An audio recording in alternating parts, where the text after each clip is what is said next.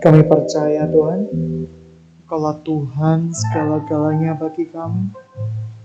Tuhan, kuduskan tempat ini, kuduskan hati kami, supaya kami memiliki hati yang rela Engkau bentuk. Hati yang rela dengan ketetapan dan jalan-jalan-Mu Tuhan. Terima kasih Tuhan. Dalam nama Tuhan Yesus Kristus, kami berdoa dan mengucap syukur. Haleluya. Amin. Shalom. Mari kita buka kebenaran firman Tuhan di dalam Pengkhotbah 9 ayat yang ke-10. Pengkhotbah 9 ayat yang ke-10. Saya bacakan, segala sesuatu yang dijumpai tanganmu untuk dikerjakan, kerjakan itu sekuat tenaga. Karena tidak ada pekerjaan, pertimbangan, pengetahuan, hikmat dalam dunia orang mati. Kemana engkau akan pergi? Saudara-saudari yang dikasihi Tuhan, kata-kata segenap hati ini, minggu-minggu ini begitu meremah di dalam hati saya. Begitu banyak pekerjaan Tuhan yang kita kerjakan dengan baik, tetapi mungkin tidak dengan segenap hati kita. Apa sih kata Tuhan tentang segenap hati? Hukum Tuhan yang terutama adalah kasihilah Tuhan Allahmu dengan segenap hatimu, segenap kekuatanmu, segenap akal budimu, dan kasihilah manusia seperti engkau mengasihi dirimu sendiri. Oleh karena itu adalah hukum Tuhan yang terutama. Nah, saudara-saudari yang dikasihi Tuhan, kita sering kali menyanyikan sebuah lagu. Engkau segalanya, Engkau segalanya di dalam hidupku. Tetapi apakah kita betul-betul tahu arti segalanya? Segalanya apabila engkau tidak memiliki siapapun, hanya memiliki satu-satunya benda atau satu-satunya orang, itu namanya segalanya. Kadang kita tidak pernah memiliki perasaan segalanya kalau kita tidak pernah mengalami sebuah kondisi yang demikian. Sebuah kondisi di mana kita betul-betul akan dibuat Tuhan sehingga tidak ada satupun yang mampu, tidak ada satupun yang ada di hadapan kita kecuali Tuhan. Nah, seringkali di dalam pelayanan, anak-anak Tuhan menyanyikan lagu Kau segalanya. Tapi kita tidak tahu meaning arti segalanya. Segalanya artinya bahwa apapun yang Tuhan tetapkan di dalam kehidupan kita, aku mau, aku rela, dan aku mau mengerjakannya dengan segenap hatiku, segenap kekuatanku. Segalanya artinya menjadikan Tuhan menjadi satu-satunya fokus dan satu-satunya tujuan dan satu-satunya hasrat yang ada di dalam hati. Kata segalanya artinya bahwa mengesampingkan urusan pribadi dan perkenanan-perkenanan pribadi, tetapi tunduk kepada kerinduan Tuhan yang sejati.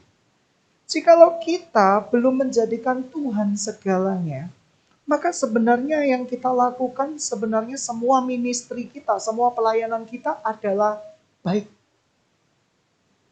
Tetapi bukan yang terbaik. Banyak orang yang mengasihi Tuhan, tetapi mereka hanya ingin yang baik-baik saja. Ketika kita beribadah, itu baik. Ketika kita menjadi WL, itu baik. Ketika kita memainkan musik, itu baik. Tapi belum tentu itu yang terbaik yang Tuhan inginkan di dalam kehidupan kita. Menikah, itu baik. Memiliki anak, itu baik. Bekerja, itu baik. Tetapi pernahkah kita bertanya kepada Tuhan, apa yang terbaik untuk hidupku? sehingga aku bisa menyenangkan hatimu. Maria Magdalena merindukan yang terbaik. Murid-murid Tuhan Yesus yang dikasihi Tuhan Yesus menginginkan yang terbaik. Yang terbaik artinya mengesampingkan segala sesuatu yang kita anggap baik dan meminta Tuhan untuk memberikan hikmat kepada kita untuk melakukan yang terbaik. Terbaik menurut versi Tuhan belum tentu baik menurut versi kita. Saya dulu ketika mengerjakan yang terbaik menurut versi Tuhan, saya merasa bahwa ini akan lebih indah dari kata baik menurut versi saya. Tetapi ketika mengerjakan yang terbaik menurut versi Tuhan, berbeda sekali. Ternyata saya mulai bertanya-tanya di dalam hati, benarkah ini dari Tuhan? Benarkah ini janji Tuhan? Benarkah Tuhan mau ini yang saya harus lakukan? Karena menurut imajinasi saya, terbaik dari Tuhan itu sesuai dengan daging, selera, dan pemikiran saya. Ketika saya masuk di dalam sebuah pelayanan, saya merasa yang terbaik itu seperti ini. Saya melayani Tuhan. Ada kalanya kamu akan dihadapkan di dalam sebuah perasaan ditinggalkan banyak orang. Ada satu perasaan yang mungkin ditanamkan oleh iblis bahwa kamu ada di sebuah tempat yang salah. Ada perasaan dituduhkan di dalam hatimu yang seakan-akan kehilangan arah. Kehilangan kepercayaan diri. Ya, tadi saya datang. Saya sudah percaya diri kalau masuk tol itu lewat kota satelit. Tapi saya salah jalan. Saya salah jalan. Kadang aplikasi program itu membingungkan kan. Ini sudah sering saya ke sini. Tapi kalau pakai aplikasi, enggak kiri. Oke deh, saya tidak percaya diri. Saya ikut aplikasi. Dan ketika ikut aplikasi, salah jalan. Salah jalan. Ikut aplikasi lagi. Aplikasi itu kan tidak jelas. Saya sudah tahu. Kalau lurus itu pasti akan kembali ke jalan tol yang semula. Tetapi insting saya harus belok kiri. Tetapi saya mengikuti aplikasi kedua. Sekali lagi saya ditipu habis-habisan oleh aplikasi. Padahal saya sudah percaya diri. Saya sudah sering ke sini. Saya tahu jalannya seperti apa. Tetapi itulah kadang manusia. Manusia tidak percaya diri dengan apa yang dia sudah dapat sebelumnya. Sehingga ketika ada aplikasi yang berkata belok kiri. Dan kita yakin dengan aplikasi itu. Kita setuju dengan aplikasi itu. Maka kita akan berkata iya kita belok kiri.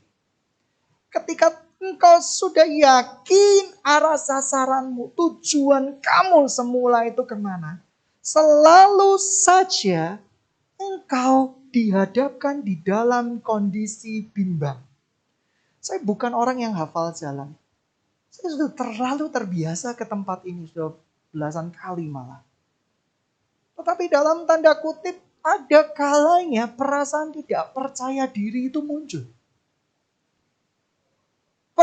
Tidak percaya diri muncul. Apalagi kalau aplikasi itu dengan lantang berkata, belok ke kiri. Silakan Anda belok ke kiri. Dan kita mulai ragu kan. Ini kan harusnya lurus. Tapi kok ke kiri? Tapi kita merasa aplikasi yang paling benar lah. Dan itulah yang kadang seringkali anak-anak terpaksa mengulang dari titik nol. Dan saya mengulang dari start tol awal. Saya sudah PP 2 kali ke sini. Saya PP 2 kali ke sini mengulang dari titik awal dari tol. Hanya gara-gara tidak percaya diri. Saudara-saudari yang dikasihi Tuhan. Pernahkah engkau tidak pernah finishing well di dalam hidupmu? Karena kamu tidak yakin dengan panggilanmu. Kamu begitu khawatir, tidak yakin dengan panggilanmu. Ketika ada orang Ketika ada aplikasi yang berkata bahwa bukan, panggilanmu adalah ke kanan. Padahal kau yakin kamu harus ke depan. Tetapi kamu mengikutinya, saat itu kamu akan mengulang lagi dari titik nolmu.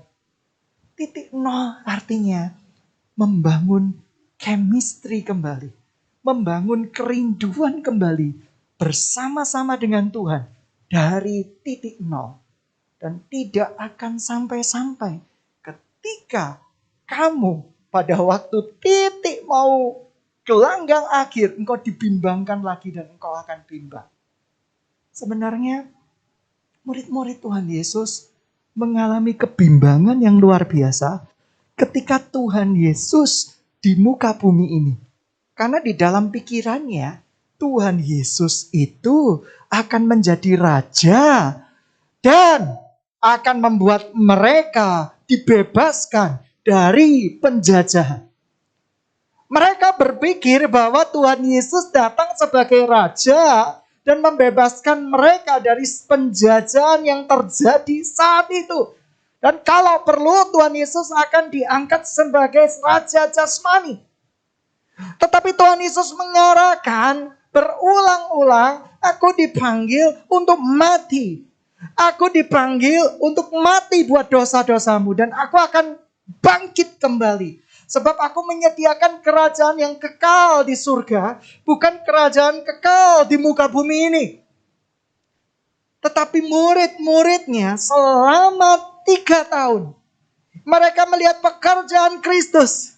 Mereka mendapatkan pengajaran dari Tuhan Yesus. Tetapi mereka tidak kunjung memahami tujuan dan kerinduan Tuhan di dalam hidup mereka. Karena mereka sudah punya agenda pribadi. Mereka sudah punya motif pribadi. Mereka mau ikut Yesus. Tetapi Megan Petrus berpikir, aku mau jadi punggawanya Tuhan suatu saat nanti. Aku mau menjadi senopatinya Tuhan Yesus. Kalau Tuhan Yesus di bumi jadi raja, aku pasti diangkat menjadi panglima-panglima perang. Mungkin Lukas berkata, aku akan menjadi tabib kerajaan. Mungkin murid-murid yang lain berkata bahwa aku akan memiliki A, B, C, D, E, F, G. Dan mereka memiliki begitu banyak agenda-agenda pribadi. Tetapi suatu saat ketika Tuhan Yesus mati, agenda mereka rusak. Agenda-agenda mereka hancur. Kenapa? Mereka menjadi patah hati. Mereka menjadi hancur hatinya. Mereka menjadi maksyul hatinya. Kenapa? Karena mereka berpikir apa yang mereka perjuangkan selama ini selesai. Karena mereka tidak memahami hatinya Tuhan. Mereka tidak memahami pikirannya Tuhan. Mereka tidak memahami maksudnya Tuhan.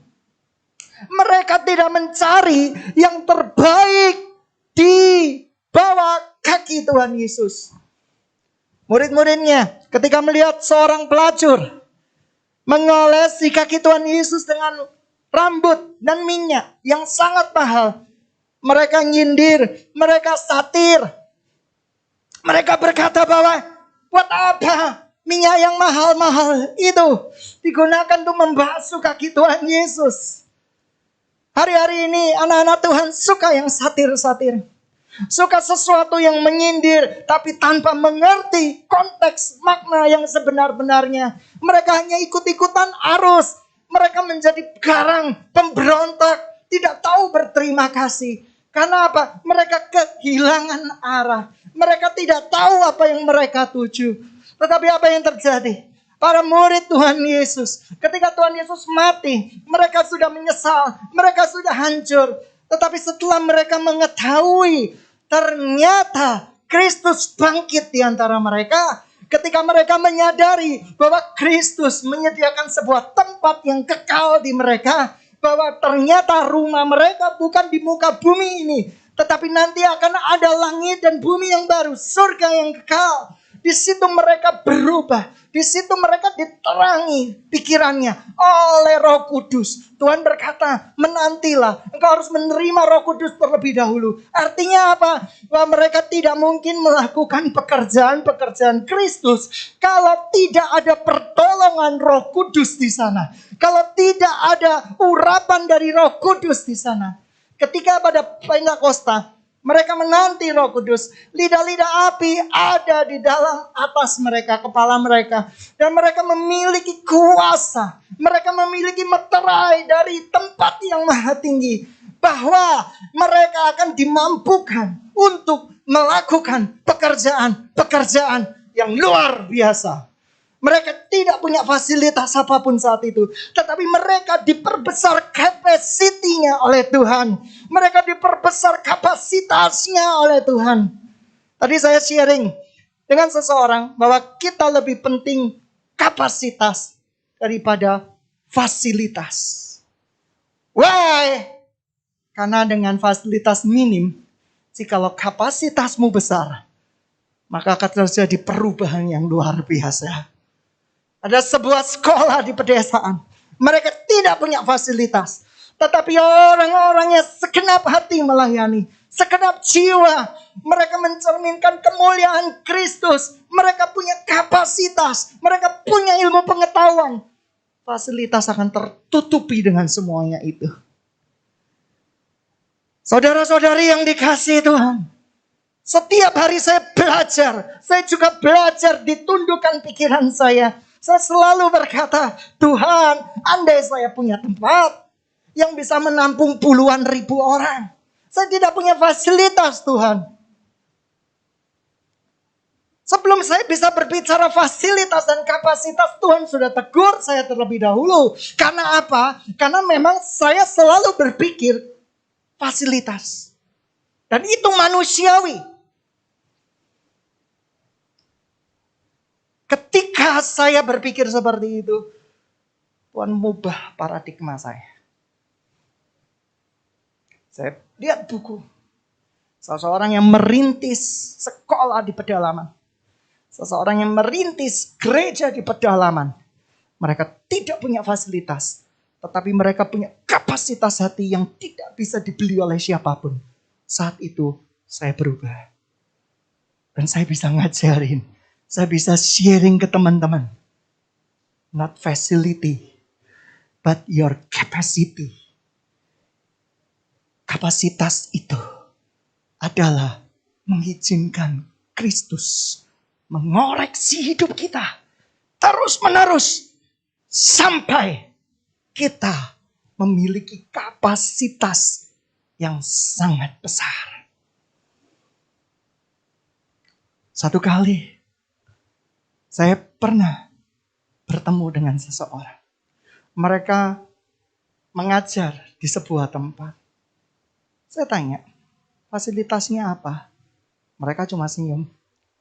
Tapi mereka punya kapasitas yang hebat di dalam melayani Tuhan. Saya baru sadar, bangunan semewah apapun, fasilitas sehebat apapun, tanpa kapasitas hati, kapasitas kemampuan, maka semuanya akan terbengkalai. Lighting sehebat apapun, semahal apapun, kalau Anda tidak bisa mengoperasionalkan, Anda juga buang-buang uang. Kapasitas berbicara tentang belajar. Kapasitas belajar. Kapasitas belajar berbicara tentang capability. Saudara-saudari yang dikasihi Tuhan. Segenap hati artinya memiliki kapasitas. Sehingga fasilitas seminim apapun akan berubah dengan kapasitas Kristus yang kamu miliki. Pernah tidak di desa pada waktu zaman permulaan, kursi mungkin tidak seempuk ini. Kursi mungkin terbuat dari plastik. Pemain musik pas-pasan mungkin skillnya. Mereka punya yang namanya gitar. Tetapi mereka punya semangat. Mereka punya passion. Mereka punya gairah. Mereka punya sesuatu yang disebut dengan api. Sehingga ketika melayani. Kenapa orang-orang di daerah pedalaman-pedalaman. Mereka berteriak, mereka bertepuk tangan. Melebihi drum, melebihi alat-alat di tempat ini. Kenapa? Karena mereka punya kapasitas hati di dalam melayani Tuhan. Anak-anak muda, saudara-saudari yang dikasihi Tuhan, seringkali kita menyalahkan kondisi dan keadaan. Itu manusiawi. Saya pun demikian. Saya berandai-andai, andai saya punya gedung yang mewah, andai saya punya ini, andai saya punya itu. Itu pikiran wajar. Anda jangan terintimidasi. Itu pun saya miliki. Tetapi begitu Tuhan berkata, not facility. Baru 3 minggu yang lalu Tuhan berkata seperti itu. Dan saya bisa mengajarkan 5 orang sudah. Not facility, Daniel. But your capacity in Christ. Kapasitas kita diperbesar. Mic ini menunjang untuk saya bisa bersuara kencang. Tetapi kalau saya tidak punya api, mic semahal apapun tidak akan pernah bisa berdampak. Ketika kita tidak bersegenap hati di dalam melakukan pekerjaan Tuhan, dengan fasilitas apapun yang diberikan Tuhan di dalam kehidupan kita, kamu tidak akan memiliki apa-apa. Kamu gak akan pernah bisa berdampak apa-apa. Murid-murid Tuhan Yesus berkata seperti ini. Guru, ada orang yang melakukan penyembuhan di dalam namamu. Haruskah aku cegah? Rasa tidak aman dari murid-muridnya untuk merasa dirinya adalah orang pilihan Tuhan mulai muncul sejak awal-awal pelayanan. Siapa yang merasa tidak aman ketika tempat persekutuan doa lain, gereja lain, rekom lain dipakai, diurapi, mendapat api dari Tuhan. Kita mulai insecure. Kita mulai berkata bahwa tempat mereka jauh lebih bagus, donatur mereka lebih banyak, tempat mereka lebih enak. Semuanya kita selalu berbicara facility. But kita lupa hal yang paling dasar di dalam kekristenan adalah segenap hati. Artinya kapasitas kita harus diperbesar oleh Tuhan. Dan yang sanggup adalah Roh Kudus.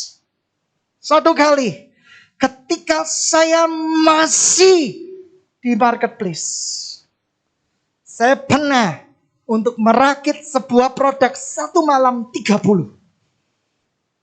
Dan saya single factor di sana. Saya merasa sudah give up. Tuhan, saya give up. Saya tidak punya karyawan, Tuhan. Saya tidak punya siapapun, Tuhan.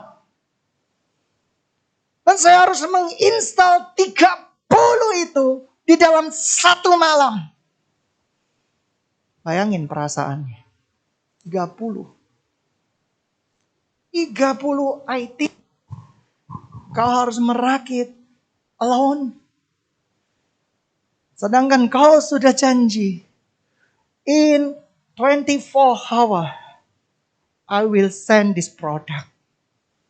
With aksesoris semuanya. Awal saya lulus kuliah. Saya teringat. Apa yang harus saya lakukan? Awal pertama, 1 jam pertama, saya menggerutu. Enak ya tempat lain? Enak ya? Kalau saya punya obeng yang bisa electric screw sendiri kan cepat. 1 jam pertama saya nggak menyelesaikan apa-apa karena bergumul dengan saya nggak punya itu. Saya tulis di buku harian. Saya suka menulis buku harian. Tapi kecerobohan saya ada di mana-mana. Sehingga anak saya bisa pribadi bahaya ini gitu ya. Jadi saya harus rampas itu. Karena berserakan di mana-mana. Saya bisa menulisnya, menaruhnya di buku. Biasanya kalau buku harian itu kan terkumpul di satu. Enggak, saya itu berpencar di mana-mana. Saya menimbulkan jejak-jejak footprint. Nah, itu yang terjadi. Sampai saya akhirnya memilih untuk keluar dulu. Saya naik mobil hijau, punya saudara rohani tulis di buku itu. Saya meminta hikmat dari Tuhan. Tuhan berbicara tentang kapasitas hati. Dan waktu itu, di mobil, saya menyanyikan lagu. Sebuah lagu. Tetapi saya menyanyikan sebuah lagu, emangnya saya nggak tahu itu. Oh, nggak dicatat lagu apa. Saya nyanyikan berulang-ulang. Dan setelah saya nyanyikan berulang-ulang, tiba-tiba Tuhan berbicara. Kapasitas. Capability. Lalu Tuhan berkata, barang siapa kekurangan hikmat, mintalah daripadaku. Sering. Anda tahu apa yang saya lakukan? Separuh produknya saya subkan orang. Separuh produknya saya rakit sendiri. Dan saya berpikir untuk menggandakan sejumlah 15 itu saya colokin bersama-sama. Lalu saya pergi ke sebuah tempat, sudah CD penggandaannya, sudah oke. Saya masukkan semua dan saya lakukan bersamaan. Selesai. Coba saya ngeluh terus sama Tuhan. Sambil ngerundel. Obeng dipegang. Ada temen dikit ditusuk itu temennya gitu kan, udah frustasi kan, udah ini gimana ini, udah injury time ini, udah saat saya harus betul menyerahkan yang menjadi janji saya, dan terus menerus itu saya menjadi orang yang bisa dipercaya, dan puji Tuhan sampai sekarang. Karena apa? Karena saya berkata, jikalau saya minim fasilitas, saya harus perbesar kapasitas. Anda paham? Contoh. Kemarin saya ditunjukin sama seseorang. Orang dengan kamera kecil men-shoot bola. Dengan kamera yang mungkin mahalan kamera saya. Dia bisa menghasilkan picture-picture yang terbaik. Bola jatuh dentuman dengan menggunakan kaleng dipotong, kreatif sekali. Saya tersenyum. Tuhan, kau berbicara sama saya. Artinya apa? Kapasitas sekali lagi yang harus diperbesar. Dengan fasilitas yang terbatas, hasilnya dahsyat. Tapi fasilitas yang lengkap dengan kapasitas yang 0 atau 1, semuanya akan terbengkalai. Sudahkah Anda melayani Tuhan dengan kapasitasmu, segenap hatimu, segenap jiwamu, segenap kekuatanmu, segenap akal budimu? Ya. Banyak menentang saya. Kenapa? Bapak Pendeta divaksin. Bukankah kita ini harus takut akan Tuhan saja? Anda tidak ngerti hukum kasih. Kasih Tuhan, Allahmu, dengan segenap hatimu. Kasih sesamamu. Kalau gue nggak divaksin, gue bisa nularin orang lain. Itu hukum kasih. Oleh karena itu, saya tidak mau tidak jadi dampak buat orang lain atau malah menjadi sarana penularan. Ketika saya pelajari awal-awalnya, fenomena-fenomena di awalnya, beritanya barcode dan yang lain-lain. Tetapi setelah saya doa, saya renungkan baik-baik, saya melajari ilmu ilmiahnya, saya tersenyum, oh belum. Kalau nanti sudah saatnya, saya pasti tidak mau pakai. Digorok sekalipun tidak mau pakai. Ya kan? Digorok sekalipun saya akan menciptakan yang namanya alat pelindung leher. Yang terbuat dari besi, baja. Pokoknya saya akan lakukan apapun untuk benar-benar tidak betul-betul mengikuti apa yang dinubuatkan di Alkitab. Saudara-saudari yang dikasihi Tuhan, sudahkah engkau melayani Tuhan dengan segenap hatimu?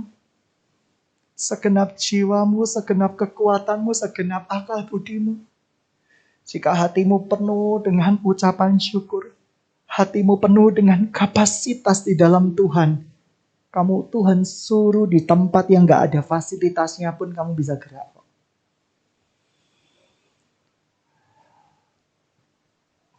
Jujur, tadi saya kesini agak bete.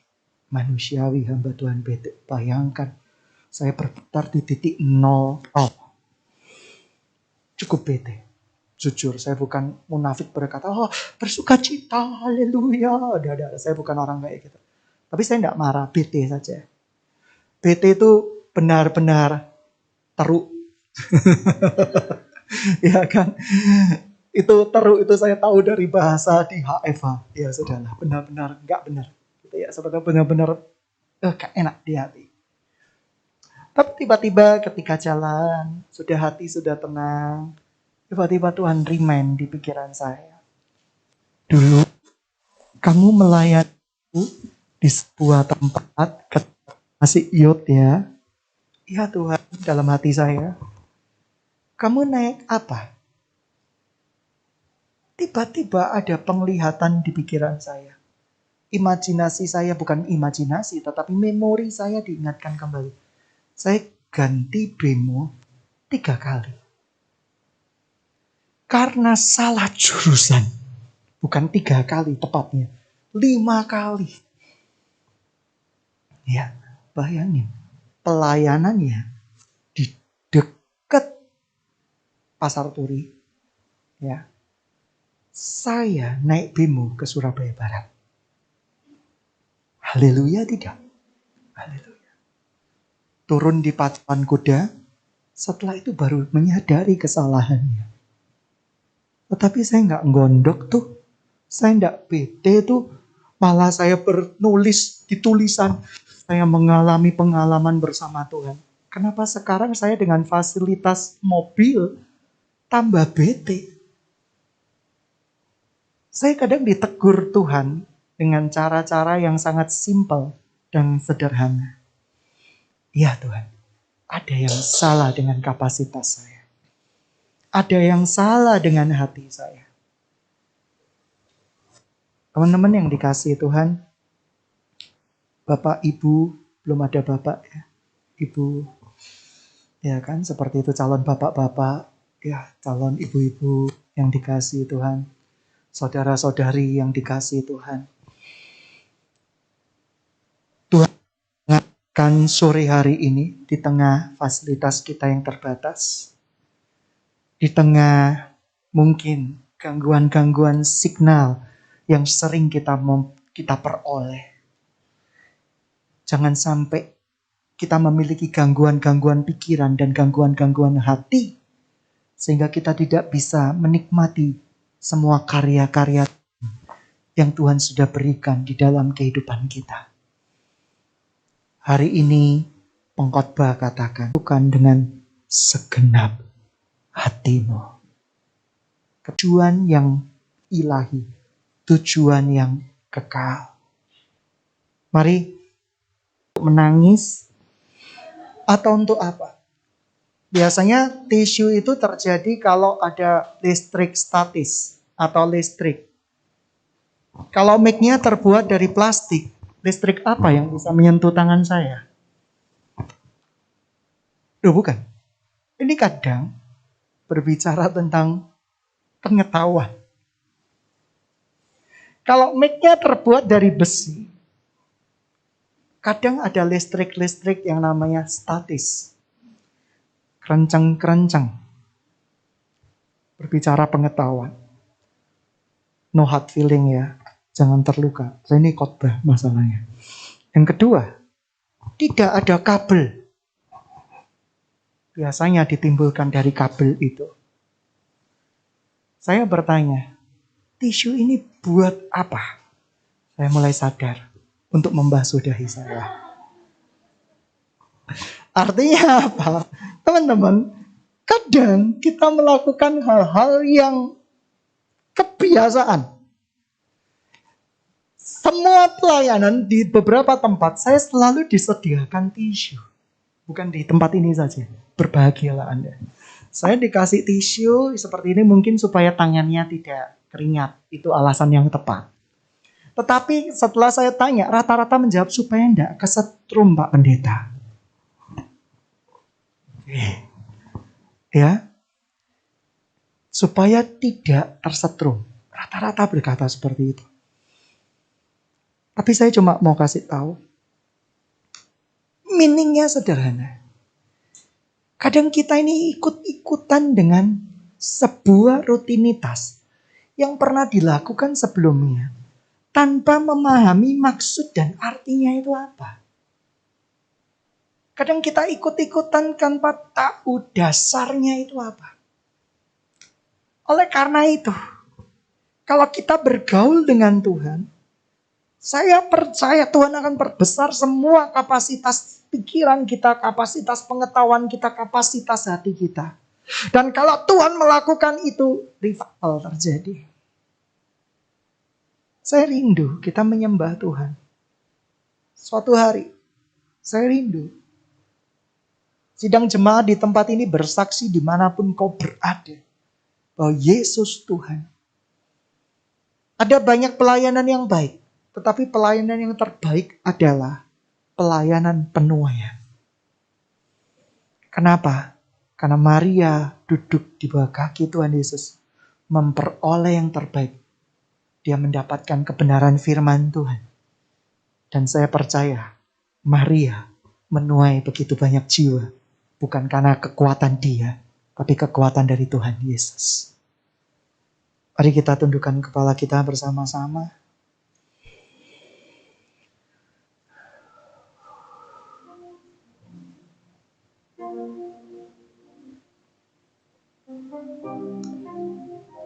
Kami percaya Tuhan.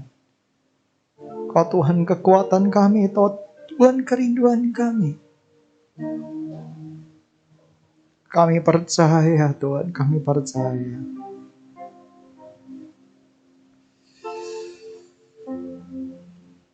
Kau segala-galanya bagi kami. Kau kekuatan kami. Kau mazmur pujian kami Tuhan. Engkau segala-galanya bagi kami. Engkau segala-galanya bagi kami.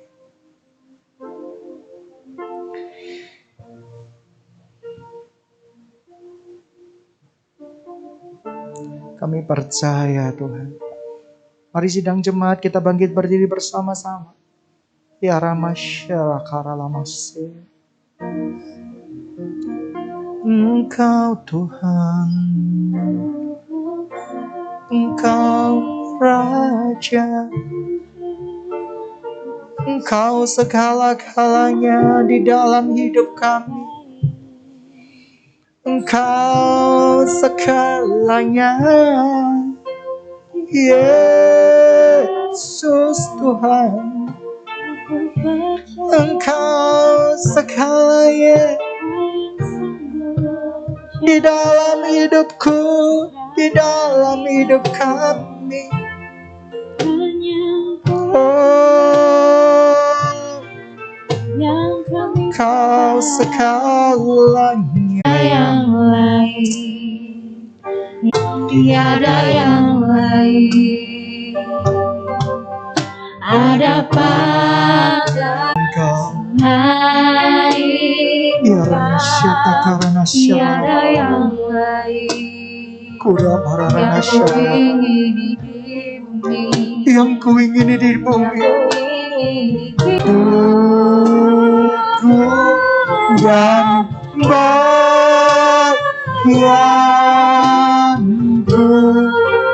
tetaplah Allah, selama-lamanya. Sekalipun dagingku dapat Engkau Allah, tetaplah Allah selama-lamanya. Sekalipun dagingku habis lenyap, gunung batuku lamanya. Kami percaya Tuhan, Engkaulah Tuhan segala-galanya bagi kami. Ajar kami anak-anak-Mu memiliki hati yang segenap hati kepada melebihi semua pertimbangan Tuhan. Kami mau yang terbaik di hadapan-Mu. Kami bukan hanya mau yang baik Tuhan, tapi kami mau yang terbaik. Walaupun yang terbaik itu tidak sesuai dengan pemikiran kami, tetapi biarkan roh kami bersaksi bersama-sama. Engkaulah kebenaran kami, Engkaulah segala-galanya bagi kami, Engkaulah kuat kami, Engkaulah mazmur pujian kami. Terima kasih Tuhan, Engkau baik Tuhan, Engkau baik. Sidang jemaat yang dikasihi Tuhan, kita persiapkan roti dan anggur di tangan kita bersama-sama.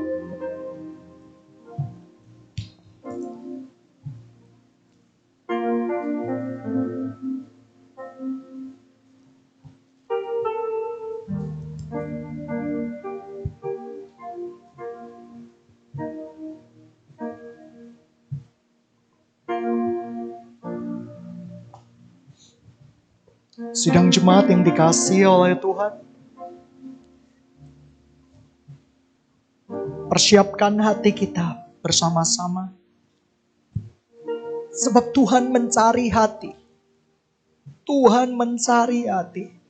Mari kita katakan sama-sama, Tuhan, bersihkan hatiku dari segala yang jahat. Bersihkan hatiku dari kotoran-kotoran yang selama ini menghambat aku mengenal Engkau dengan segala kuasa kebenaran. Bersihkan aku, perbaharui hatiku. Aku rindu Tuhan untuk menyenangkan. Kita mari angkat roti di tangan-tangan kita. Bukankah pada perjamuan makan terakhir Tuhan memecahkan roti di tangannya, berkata pada murid-murid, inilah tubuhku. Mari kita makan sebagai peringatan akan Yesus Tuhan kita dalam nama Tuhan Yesus Kristus.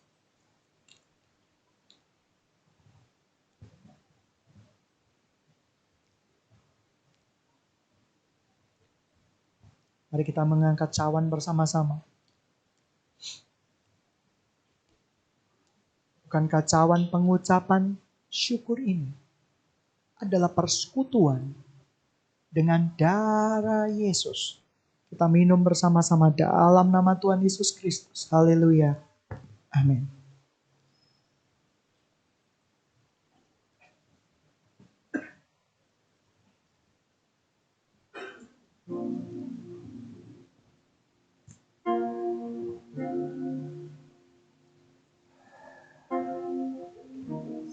Terima kasih Tuhan, terima kasih.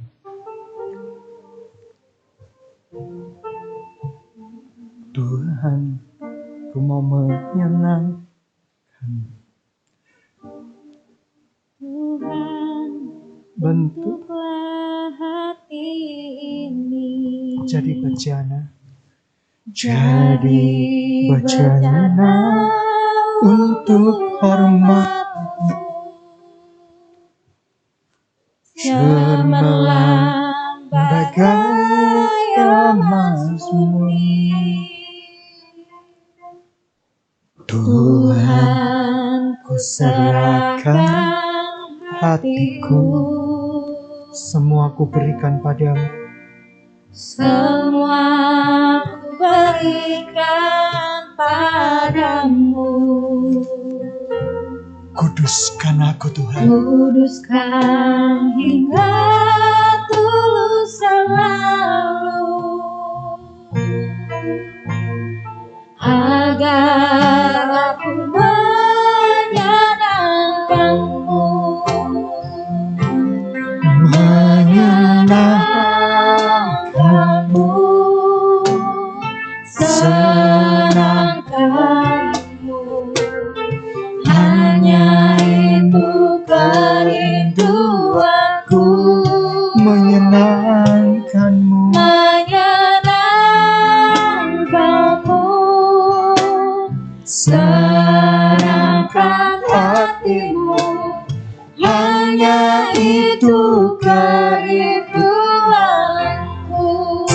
bersama-sama Tuhan mau menyenangkan-Mu Tuhan.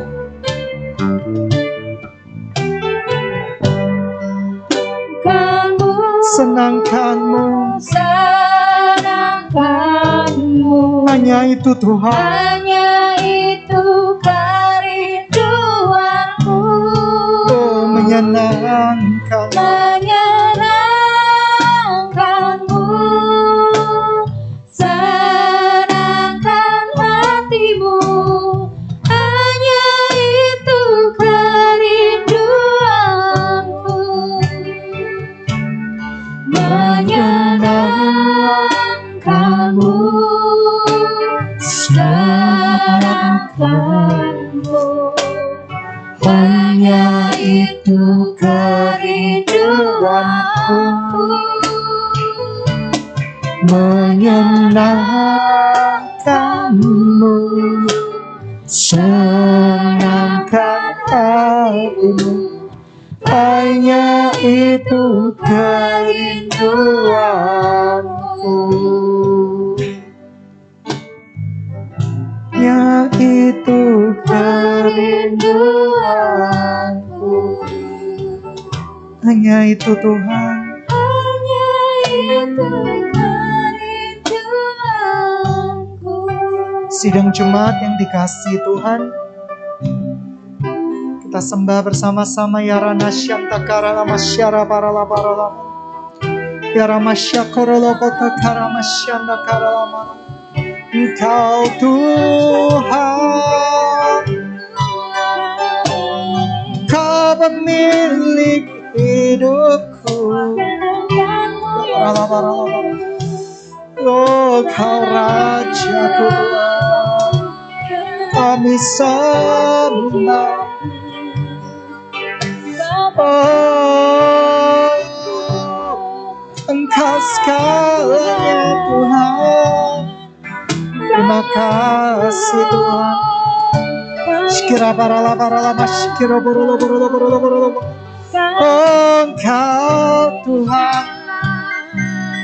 Ya Rama shikira borolo borolo borolo borolo. Ku percaya Tuhan.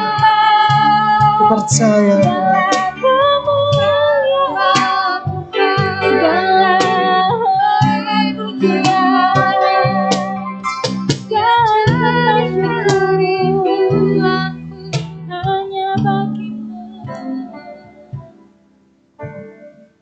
Terima kasih Tuhan. Sidang jemaat yang dikasihi Tuhan, kita angkat kedua tangan kita sebagai lambang penyerahan di hadapan Tuhan. Kita doa berkat terlebih dahulu sebelum nanti semua acara bisa dilanjutkan kembali. Sidang jemaat yang dikasihi Tuhan di Surabaya Barat,